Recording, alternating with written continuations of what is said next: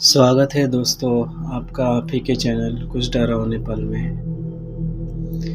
फिर एक और बार आपके लिए लेकर आया हूँ एक नई स्टोरी, एक नई रियल हॉरर स्टोरी। अगर मैं कहूँ कि उस औरत ने कुछ ऐसा किया जिस वजह से गांव वालों ने उसे गांव से निकालकर बाहर धकेल दिया, उसका खाना पानी बंद कर दिया और दो लोग जो आए थे गांव में, नए थे, वो वहाँ फंस कर रह गए। आखिर वो दोनों की जान किसने बचाई, गांव वालों ने या फिर उस औरत ने? ये जो स्टोरी है आपकी रूह कपा देगी। आखिर में कुछ ऐसा है जिसे सोचकर आप दंग रह जाएंगे। आप इस वीडियो को पूरी तरह देखेंगे तो आपको वाकई में आपको मज़ा आएगा। अगर आप इस चैनल पे नए हो तो इस चैनल को सब्सक्राइब कर दीजिए ताकि आपको एक नई हॉरर स्टोरी आपको मिलती रहे। अगर आपको मेरी कहानियाँ अच्छी लगती हैं, सच्ची लगती हैं, तो प्लीज़ इसे लाइक भी कर दीजिए और इसे शेयर भी कीजिए। तो शुरू करते हैं इस कहानी को। ये कहानी है मध्य प्रदेश, जिला सिंगरौली, एक पिछड़े गांव की कहानी है। वहाँ पर एक औरत रहती थी जिसका नाम था माया। वह गांव से दूर एक जंगल में अकेले रहती थी। उसके पति ने उसे छोड़ दिया था। उसके ऊपर उसके बच्चों को मारने का आरोप भी लगा था। बात यह थी कि ये आरोप साबित तो नहीं हो सका, पर गांव वालों ने उसे बाहर निकाल के रख दिया था। उसे गांव में एंट्री नहीं थी कि गांव वालों को लगता था कि उसने अपने बच्चों को मारा है और गांव में जितनी भी घटनाएं हैं हुई है वो उसी की वजह से हुई है। तो उस माया को, उस औरत को इस गांव में आने नहीं दिया जाता था क्योंकि उसे वो एक डायन, चुड़ैल या फिर जिंदा भूतनी भी कहते थे। दिन में तो उस औरत को गांव में घुसने भी नहीं दिया जाता था। अगर वो घुस भी जाते थे तो गांव के लोग उसे उस गांव से निकालकर बाहर जंगल में फेंक दिया करते थे। फिर भी अगर वो घुस भी जाती थी तो लोगों से खाना मांगती थी, उनके हाथ जोड़ती थी, मुझे खाना दे दो, मुझे भूख लगी है। पर हर कोई भी उसे पानी देने को भी तैयार नहीं था। गांव वाले तो ये तक भी कहते थे कि गांव में जो चुड़ैल घूमती है हमारे गांव में रात को, वो यही माया घूमती है। ऐसा इल्ज़ाम उस पर लगता था, इसलिए उसे उस गांव में अंदर घुसने भी नहीं देते थे। वो नहीं चाहते थे कि उसका साया भी इस गांव में पड़े, क्योंकि उन लोगों को यही इसके दिमाग में लगता था कि जब से ये आई है, जब से इसकी फैमिली आई है, उनका गांव वीरान पड़ गया, इस गांव से खुशियाँ छीन गई, यहाँ तक कि इसने खुद के बच्चे को खा गई। अपने पति, उसके पति ने उसे छोड़ के चला गया, कहाँ चला गया आज तक पता नहीं चला। इसलिए उसे मनुष्य समझते थे और उसे गांव में खाना पीना, जैसे कि मैंने आपको बताया, कुछ नहीं मिलता था उसे। न जाने पता नहीं कैसे अपने खाने का गुजारा करते थे,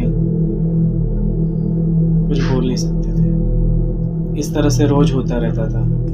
हर दिन वो आती, उसे हर रोज भगाया जाता, रोज मांगती पर कुछ नहीं मिलता।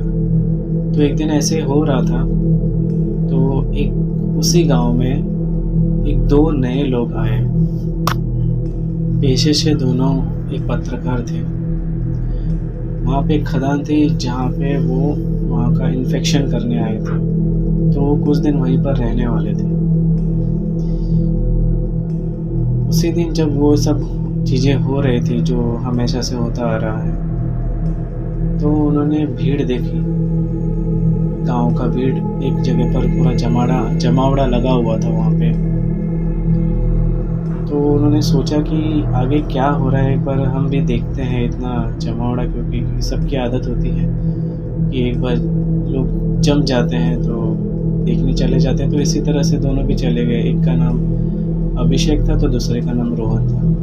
दोनों ने देखा कि चलो देख के आते क्या हो रहा है, आवाज़ें क्यों आ रही इतनी मारने पीटने की। जाके देखा तो वहीं पे वही हो रहा था कि रजू लोग से हाथ जोड़ रही थी, उन लोग से खाना मांग रहे थे, उन लोग से पीने के लिए पानी मांग रहे थे, पर लोग उसे घसीट कर गांव से बाहर लेकर जा रहे थे। वो रो रही थी। काफ़ी दर्द भरा मंजर था। ये दोनों को अच्छा नहीं लगा। उनको लगा कि एक औरत पे इतना अत्याचार क्यों कर रहे हैं। तो उन्होंने सुना कि लोग बोल रहे हैं कि चुड़ैल है, ये है, हमारे गांव को खा गए, हमारे बच्चे को भी खाने आई है, रात में तो घूमती है, अब दिन में भी आ जाती है। तो उन्होंने सब सुना, तो उन्होंने लोगों को शांत किया दोनों ने। और सबको शांत करने के बाद उससे पूछा, माया से, कि क्या तकलीफ़ है आपको, क्या चाहिए आपको, क्या मांग रहे हो आप इनसे। तो उन्होंने कहा, भाई साहब मैं कुछ नहीं मांग रही हूँ, बस मुझे खाने के लिए खाना दे दीजिए और पानी दे दीजिए, मैं चले जाऊँगी यहाँ से। तो उन्होंने लोगों से कहा, बस खाना पानी तो मांग रहे हैं तो क्यों नहीं दे रहे हो, तो आप ये गलत कर रहे हो, हाँ इस बात को आगे तक लेके जा सकते हैं। तो वहाँ का जो मुखिया था वो ये सुनकर आग बबूला हो गया। उसने कहा कि देखो, आप यहाँ पे नए हो तो आप इस मामले में दखल न दो तो अच्छा है। अगर आपने इसकी मदद की तो फिर आपको भी इस गांव में रहने नहीं दिया जाएगा। फिर आप जिस काम के लिए आए हैं वो आपका अधूरा रह जाएगा। आप सोच लो एक बार, अगर आपने इसे पानी खाना कुछ भी दिया तो फिर आपको भी इस गांव से निकाल दिया जाएगा। फिर हम आपको इस गांव में दोबारा एंट्री नहीं देंगे। तो उन दोनों ने देखा कि नहीं, इस पर ज़्यादा अत्याचार हो रहा है। तो उन्होंने फिर फैसला वही लिया जो एक पत्रकार को लेना चाहिए। उन्होंने कहा कि ठीक है, अगर इस गांव में इस तरह की पुराने ख्यालात के लोग आज भी जिंदा हो, तुम लोग पुराने ख्यालात को लेकर बैठे हुए, दुनिया कहाँ से कहाँ पहुँच चुकी है, एक औरत को चुड़ैल समझकर मार रहे हो जबकि तुम्हारे पास कोई सबूत भी नहीं है। ठीक है, हम लोग इसे लेके जाते हैं और हम भी यहाँ पे नहीं रहेंगे, ऐसे गांव में हमें रहना भी नहीं है। तो दोनों दोस्तों उस औरत को लेकर वहाँ से चले गए। गांव से बाहर पास ही में एक छोटा सा होटल था। वहाँ पे तीनों ने बैठकर भोजन किया और उस औरत को भी खिलाया पेट भर के। पर उन दोनों में थोड़ी सी समस्याएं थी कि दोनों थोड़े टेंशन में बैठे थे। तो उस औरत ने पूछा कि क्या हुआ भाई, आप इतने टेंशन में क्यों हो, मेरे वजह से आप लोगों को भी उस गांव से बाहर निकाल दिया था। उसने कहा कि मेरा तो रोज का है, आप लोग को ये सब करने की क्या ज़रूरत है, मैं किसी न किसी तरह से गुजारा कर लेते थे। आप लोग ने ये मुसीबत खुद ही अपने पे मोड़ ली। आप जिस काम के लिए आए थे वो काम आपका अधूरा रह गया। तो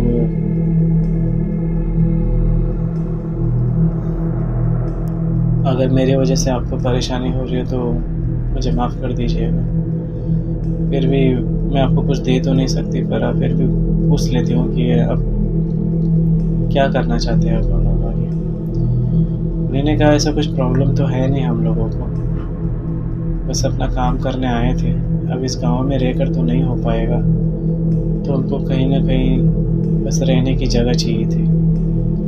अगर कुछ दिन तक हमें रहने की जगह मिल जाती तो हमारे लिए काफ़ी अच्छा रहता था।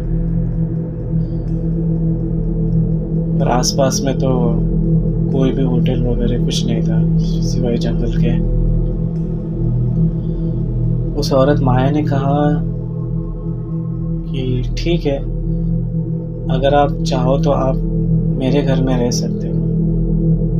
मेरा घर छोटा सा है, झोपड़ी है, आप लोगों के लायक तो नहीं है, पर आप कुछ दिन वहाँ पे रह सकते हो, क्योंकि मुझे नहीं लगता कि यहाँ पे इस जंगल में आपको रहने के लिए कोई जगह भी मिलेगी। वो दोनों थोड़ा सोचने लगे कि कैसे हम एक अकेले औरत के साथ कैसे वहाँ पे रह सकते हैं। उनको थोड़ा अजीब लग रहा था रहने के लिए, पर उनके पास कोई चारा भी नहीं था वहाँ कि और कहीं पे रह सके, क्योंकि जंगल ही जंगल दिख रहे थे आसपास में।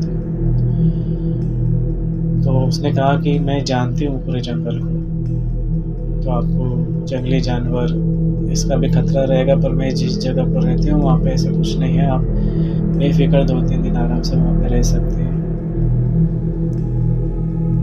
तो उनके पास कोई चारा नहीं था, तो उन्होंने कहा ठीक है, हम चलने के लिए तैयार हैं। तो अभिषेक और रोहन दोनों उस औरत के साथ उस जंगल में जाने लगे। वो दोनों को अपने घर की तरफ, अपने कुटिया की तरफ लेके जाने लगे। जाते जाते अंधेरा हो रहा था, धीरे धीरे डार्कनेस होने लगा, ना लाइटें वाइटें कुछ नहीं थी, वो अंधेरे में थी। वो आगे चल रहे थे, उस दोनों के पीछे ये दोनों चल रहे थे, ठीक से कुछ दिखाई भी नहीं दे रहा था। पर जाते जाते अभिषेक के दिमाग में थोड़े उस मुखिया की बातें गूंजने लगी, क्योंकि उन्हें डर तो थोड़ा लग ही रहा था कि उसने अपने बच्चों तक को नहीं छोड़ा, उसका पति कहाँ गया आज तक पता ही नहीं है। जो भी इस गांव से बाहर आया इसके जंगल में, वो कभी जिंदा तो छोड़ो, मुर्दा भी लौट कर नहीं आया। तो तब तक तो उन लोगों ने थोड़ा सा कर दिया था, इग्नोर कर दिया था इस बात को, पर अब जैसे जैसे अंधेरा होते जा रहा था, जंगल में जा रहे थे, जाहिर सी बात है डर तो बनता ही है, चाहे कोई भी हो। अब डर उनके दिमाग में, अभिषेक के दिमाग में थोड़ा थोड़ा करके हावी हो रहा था। जाना तो वो नहीं चाहते थे, क्योंकि एक पत्रकार थे, वो जंगल में कैसे रह सकते थे किसी औरत के साथ जो कि अकेले रहती है। आखिरकार वो उस कुटिया में पहुंचे। दोनों बैठे हुए थे, वो भी बैठी थी, कुछ बना रही थी। तो उन्होंने ऐसे पूछ लिया उससे कि आखिरकार गांव वाले आपके साथ ऐसा क्यों कर रहे हैं, और आपकी दुर्दशा आखिरकार ऐसे क्यों हुई। ये सुनते ही उस माया के आंखों में आंसू आने लगे। वो थोड़ी देर तो रोने लगी, फिर उसने कहा कि हम गांव में नए नए आए थे, जैसे हम गांव में आए तो गांव में सूखा पड़ने लगा, फसल की पैदावार बंद हो गई, तो गांव वाले हम लोगों को मनुष्य समझने लगे। उन्हें ऐसा लगने लगा कि हम कुछ, जब से हम आए हैं, जब से ये लोग इस गांव में आए हैं, तब से यहाँ पे कुछ सही नहीं हो रहा है, और वो हमारे बारे में कुछ और ही सोचते थे। तो उन लोगों को शायद इस बात सहन नहीं हुआ, और उन्होंने मेरे पूरे परिवार को घर में आग लगा डाली एक दिन रात में। उसमें मेरे 2 बच्चे थे, मेरा पति था, दोनों जलकर राख हो गए। मैं इसलिए बच गई क्योंकि मैं उस समय शौच के लिए गई हुई थी। उन्होंने मेरे सारे परिवार वालों को मार डाला, हम लोगों को मनुष्य बताकर। वहाँ के लोग जो है वो बहुत खतरनाक है, वहाँ के लोग सही नहीं है, वो गांव ही कभी कभी तो मुझे शापित लगता है। आप इस गांव में आए हो ठीक है, पर इस गांव में ज़्यादा दिन रुकना मत, क्योंकि बहुत ख़राब है ये गांव। कई बातें मैंने सुनी हैं। तो जब मैं वहाँ से लौटी तो इन लोगों ने मुझे भी वहाँ पे मारने की कोशिश की। मैं किसी तरह से बच के वहाँ से गांव से बाहर भाग गई और इस जंगल में आकर रहने लगी। तो आप दोबारा उस गांव में मत जाइएगा, कि वो गांव श्रापित है। क्योंकि उन लोगों को लग रहा था कि हमारे वहाँ जाने से उस गांव में मौतें होना शुरू हो गई हैं, वहाँ पे लोग मरने शुरू हो गए। आए दिन हफ्ते में किसी न किसी के मरने की खबर आती थी, किसी न किसी के गायब होने की खबर आती थी। तो उन लोगों को लगता था जैसे कि ये सब हम लोग ने किया है, हम लोग कर रहे हैं, इसलिए उन लोगों ने हमारे साथ में ऐसा कुछ कर दिया। अब वो हमारे आने के बाद हुआ या पहले से ही हो रहा था, ये तो भगवान ही जानता है। ऐसा बोल बोल कर वो रोने लगी बहुत वहाँ पे। अभिषेक ने और रोहन ने उसे शांत किया और उसे सांत्वना दी कि आप चिंता मत कीजिए, अगर एक बार हम शहर चले जाएंगे तो आपके लिए कुछ हो सकता है तो हम ज़रूर करेंगे। तो उसी वक्त रोहन था, उसने कहा कि तो आपको पुलिस के पास जाना चाहिए था, यहाँ तो पुलिस भी है। तो उसने कहा कि नहीं, पुलिस तो आई थी, और जब वो लोग मुझे मारने की कोशिश कर रहे थे तब पुलिस ही थी जिन्होंने मुझे बचाया था। और पुलिस वालों ने कह दिया था कि इसे कुछ होना नहीं चाहिए, उनकी वजह से मैं आज ज़िंदा हूँ, ये लोग मुझे कुछ कर नहीं पाते। पुलिस वाले ने बोला कि इसे छोड़ दो, इसे जाने दो, ये तुम्हारे गांव में नहीं रहेगी, ये है जो अपना गुजारा बाहर कर देगी, पर इसे जाने दो, इसे परेशान मत करो। इसी की वजह से वो पुलिस वाले के डर की वजह से वो लोग मुझे मारते नहीं हैं, मारपीट तो करते हैं पर जान से नहीं मारते, इसलिए अभी तक मैं बची हुई हूँ। ये सब सुन के थोड़ा उनके मन में भी थोड़ा रोने को आ गया, रोहन के मन में। वह झोपड़े में एक अलग सा एक कमरा भी बनाया हुआ था, किचन था, मतलब जहाँ पे खाना वाना बनता था। तो वहाँ पे जब वो लोग गए तो उन लोगों को एक अजीब सी गंध, अजीब सी बदबू महसूस होने लगी। वो बदबू भी काफ़ी भयानक बदबू थी, तो सहन करने ऐसा नहीं था। तो उन्होंने कहा कि माँ जी, इसमें इतना बदबू क्यों आ रही है? तो उसने कहा कि हाँ, ये बात तो है कि मैं क्या आए दिन गांव में जाते रहती हूँ, घर छोड़ के, न ताला है न कुछ है। तो उस समय पे जानवर भी यहाँ पे कभी कभी आ जाते हैं, तो कभी कभी किसी जानवर की मौत हो जाती है, किसी जानवर ने यहाँ पे किसी को खा लिया होगा, इसके लिए यहाँ पे वो गंध आपको आ रही होगी। मैं देख लेती हूँ अगर कोई मरा हुआ रहेगा यहाँ पे, क्योंकि जंगल ऐसा बदबू आना अलग ना बात है, मुझे तो इस चीज़ की आदत पड़ चुकी है। माया ने उन दोनों को, अभिषेक और रोहन को, एक चारपाई पे लेटा दिया चादर बिछा के, और उन दोनों को चादर से उड़ाकर वो खुद नीचे चादर बिछा कर सो गए। वो दोनों इतने थके हुए थे कि अब उनकी आंखें जल्दी लग गई। वो तुरंत उस चारपाई पे सोते ही सो गए। अचानक काफ़ी रात हो चुकी थी।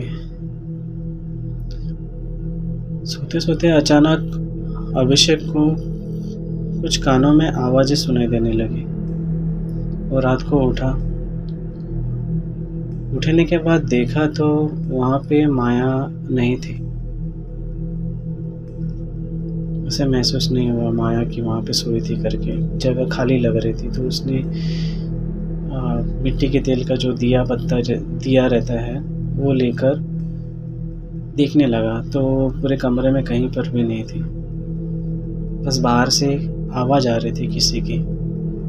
उसे डर तो लग रहा था कि इतनी रात को बाहर कैसे जाओ, जंगली जानवर हो सकते हैं, पर वो थोड़ा-सा होशियार था, उसे जानने की बहुत कुछ इच्छुक रहते थे। तो वो बाहर गया, उस झोपड़ी के पीछे से आवाज़ आ रही थी, तो उसने देखा कोई वहाँ पे बैठी थी। मंत्र पढ़ रहे थे ज़ोर-ज़ोर से। उसके आधे काले बाल थे, आधे सफ़ेद बाल ऐसे ज़मीन पे झूल रहे थे और उसका पूरा चेहरा खून से भरा हुआ था और वो ज़ोर-ज़ोर से मंत्र पढ़ रही थी। उसने कुछ भी नहीं पहना था, वो पूरे नग्न अवस्था में थी। थोड़ा-सा चेहरा अभिषेक ने आगे जाकर देखा तो वो माया थी। उसने जैसे देखा, थर-थर काँपने लगा। उसने माया को देख लिया और माया ने भी उसे देख लिया। वो वहाँ से भागने की कोशिश कर रहा था, चिल्लाने की कोशिश कर रहा था, पर उसकी ज़ुबान तो जैसे एकदम किसी ने बंद कर दी हो। वो चिल्लाने की कोशिश भी नहीं कर पा रहा था। वो चिल्लाना चाहता था पर उसकी ज़ुबान पे जैसे ताला लग चुका था। उसे तो ऐसा महसूस होने लगा कि मेरी मौत मेरे सामने खड़ी है, पर कुछ कर नहीं पा रहा था। और माया उस मंत्र को पढ़े जा रहे थे। अभिषेक सोच रहा था कि हमें उस गांव वालों लोग की बात सुन लेनी चाहिए थी। हम तो पूरे फंस गए यहाँ पे। ये तो वाकई में एक चुड़ैल है। उसके रोंगटे तो जैसे उसके पैरों तले ज़मीन ही खिसक रही। वो सोचा, अब हमें नहीं लगता कि आज हमारा ये रात ख़त्म हो पाएगी और हम सुबह का सूरज देख भी पाएंगे। उसके पास दोस्तों को और कोई चारा नहीं था। वो भगवान को याद करने लगा, भगवान का नाम लेने लगा। ऐसा करते करते करते पता नहीं अचानक क्या हुआ, उसे कुछ क्या शक्ति थी कि उसने जोर से आवाज़ निकली, जैसे कि उसने कुछ बंधन को तोड़ दिया हो। जिस बंधन में वो पड़ गया था, तो उसने जोर से आवाज़ लगाई रोहन को और वो भाग कर गया रोहन के पास। इतनी तेज़ी से भागा है वो। उसने रोहन को उठाने की कोशिश की, उसे हिलाते रहा कि उठ जल्दी उठ, नहीं तो फिर कल का सूरज तो देख नहीं पाएगा यहाँ पे। मैंने जो देखा है तो जल्दी उठ यहाँ से, फटाफट उठ जा जल्दी। उसे हिला रहा है, वो उठ नहीं रहा है। आखिर उसने जोर से उसे तमाचे मारने चालू की, तब जाकर वो उठा। और उठा भी तो वो होश में नहीं था। उसके माथे पर खून के निशान बने हुए थे। उसने कहा कि होश में आ जा, नहीं तो वो आ जाएगी, हमें यहाँ से निकलना होगा कैसे भी करके। उसकी ये जोर से आवाज़ सुनकर माया का भी भ्रम टूट गया। जो मंत्र पढ़े थे उसने रोक दिया और वो भी वहाँ से भागकर अपने कमरे तक आने लगी, उन लोगों के पास आने लगी भाग कर। वो मंजर इतना भयानक था कि आप ही सोचिए कि उसने कुछ नहीं पहना था। वो पूरी तरह खून से लथपथ थी। वो उसके बाल खुले हुए, चेहरा भयानक। आप सोच सकते हो कि किस मंजर में उन लोग की हालत होगी अभिषेक की। जब अभिषेक ने वहाँ पे उसे देखा भाग कर आते हुए, तो वहाँ से भागने की कोशिश करने लगा दरवाजे की तरफ। वो इस तरह से भागा पर उसने इतनी तेज़ी से अभिषेक के बाल पीछे से पकड़ लिए और उसे ज़मीन पर गिरा दिया।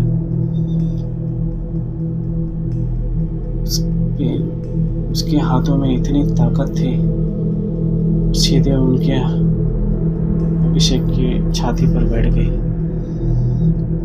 और वो उसे उठा नहीं पा रहा था, जबकि वो 50 साल की उम्र थी।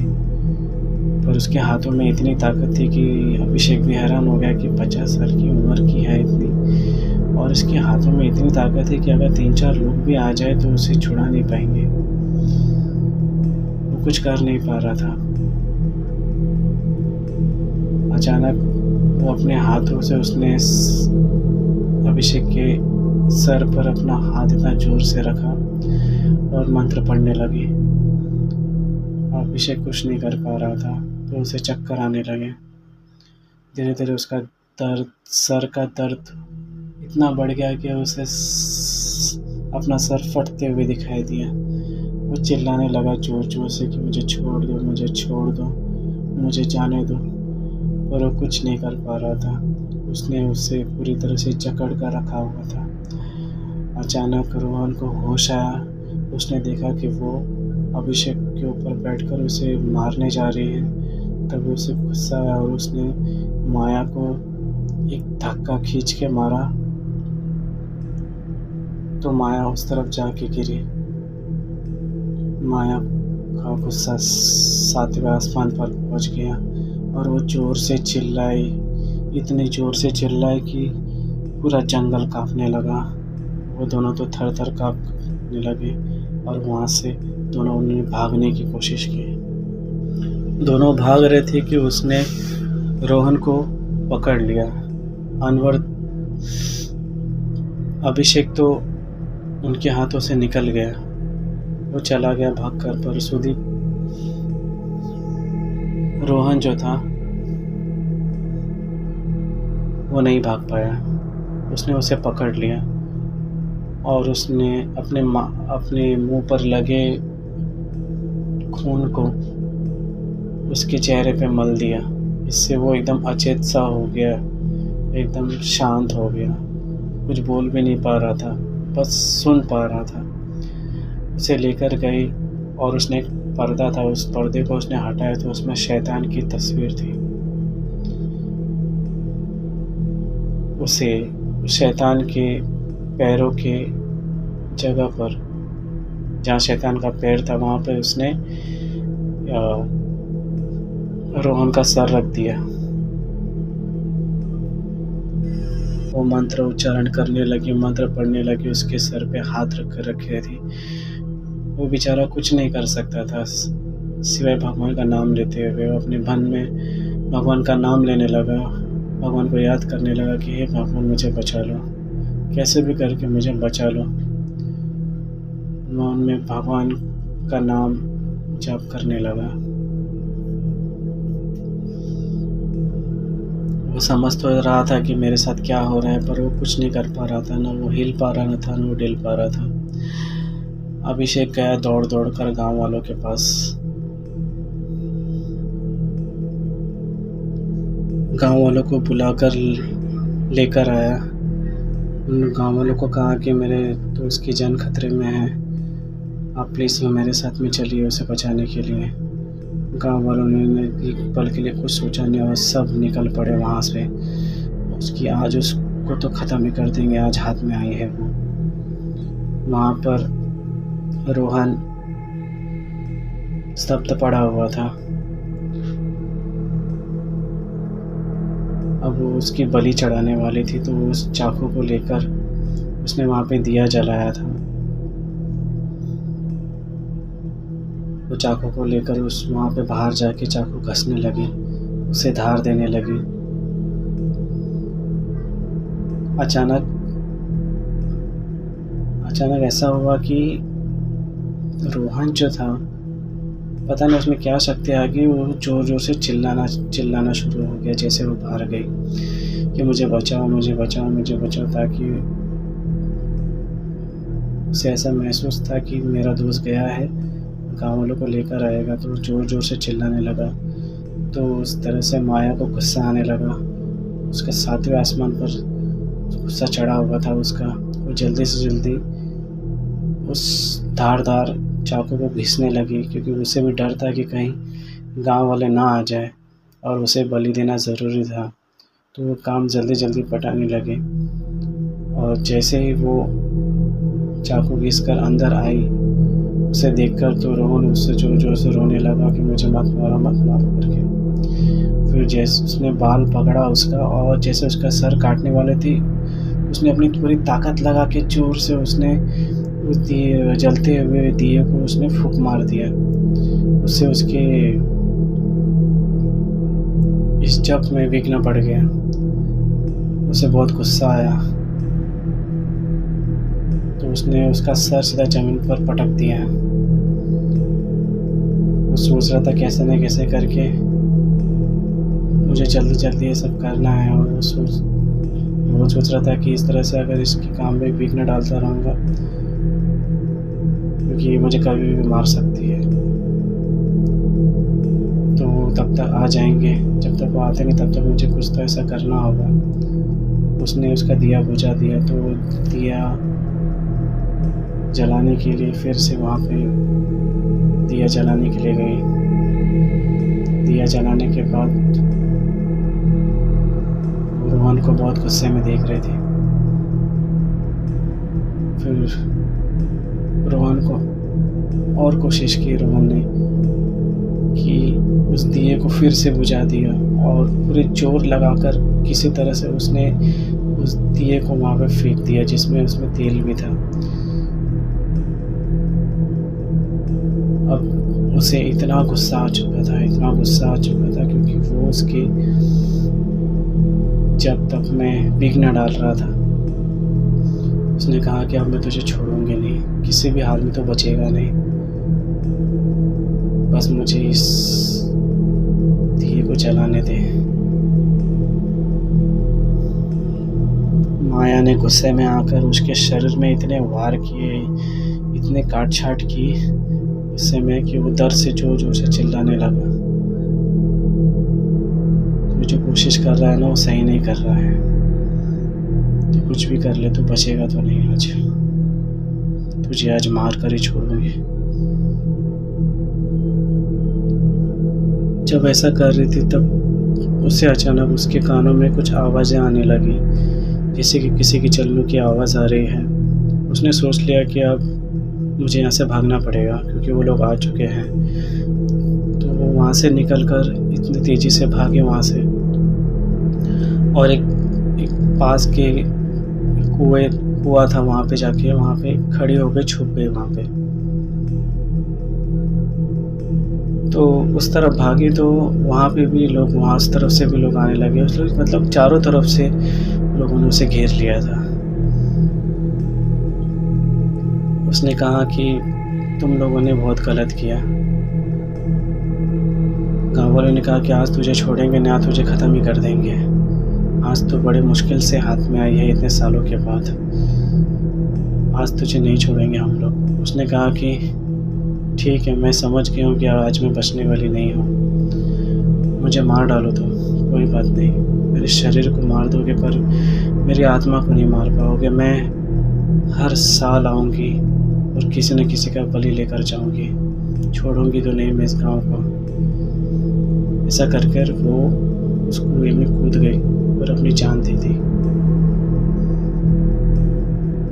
गांव वालों ने उसे देखकर इतना डर गए थे, उसे देखकर कि जब गांव में आती थी तो इसका अलग रूप था, और अब भी जो हमने देखा ऐसा रूप गांव वालों ने कभी नहीं देखा था। गांव के दिलों में दहशत मच गई। उसकी बोली अभी आवाज़ उसके कानों में गूंजने लगी गांव वालों के कि मैं फिर आऊँगी, मैं फिर आऊँगी। ऐसा करके गाँव वालों ने किया, ऐसी कोशिश की कि इस घर को ही जला के राख कर देते हैं, इस जड़ को ही ख़त्म कर देते हैं। उन्होंने किसी तरह से रोहन को वहाँ से निकाला और उस घर को आग लगा डाली। अभिषेक की समझदारी से उसने अपने दोस्त की भी जान बचा ली और गांव वालों को भी उस श्राप से मुक्त कर दिया। आखिरकार हुआ वही कि उस औरत ने कहा था कि गांव श्रापित है, पर गांव श्रापित नहीं थी, खुद एक चुड़ैल थी, डायन थी, जो इंसानों को बलि चढ़ाकर अपनी उम्र बढ़ा रही थी। उसने अपने बच्चों को भी मार डाला, अपने पति को भी मार डाला। उसने गांव में से हर एक लोग, जितने भी लोग गायब हुए थे, उस सबको गायब करने में इसी का हाथ था। गांव वाले जो बोल रहे थे वो सही बोल रहे थे कि वाकई में एक चुड़ैल थी। वो गांव में आती थी खाना मांगने के लिए नहीं, सिर्फ देखने के लिए आती थी कि कौन मेरा शिकार बन सकता है, और जिसने भी मेरी मदद की उसे मैं ख़त्म कर दूँगी, यही मेरा शिकार होगा। जो कुछ भी आज तक गांव में घटा था वो सब इसी डायन ने किया था, माया ने किया था।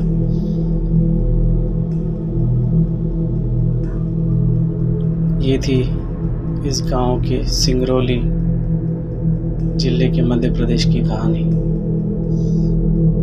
आपको कैसी लगी? अगर आपको ये कहानी वाकई में डरावनी लगी तो प्लीज़ इस चैनल को लाइक कर दीजिए और सब्सक्राइब करके जाइएगा, ताकि आपको एक नई हॉरर स्टोरी दे सकूं और एक मुझे मोटिवेशन मिल सके। अगर आप चाहते हैं कि इसका पार्ट 2 लेकर आऊँ तो आप प्लीज़ कमेंट करके बताइए कि मुझे इसका पार्ट 2 लाना चाहिए कि नहीं लाना चाहिए। अगर आप इसका पार्ट 2 देखना चाहते हैं तो प्लीज़ कमेंट कर दीजिएगा, तो मैं इसका पार्ट 2 भी लेकर आऊँगा। मेरे पास इसके आगे की भी कहानी है। ये स्टोरी थोड़ी लंबी हो रही है, इसलिए मैं पूरी स्टोरी तो नहीं बना सकता, 1 घंटे की वीडियो नहीं बना सकता। अगर आप पार्ट 2 का डिमांड करते हैं तो कमेंट में मुझे ज़रूर लिखिएगा, मैं इसका पार्ट 2 भी लेकर आऊँगा। तो खैरियत रहे, अपना ख्याल रखें।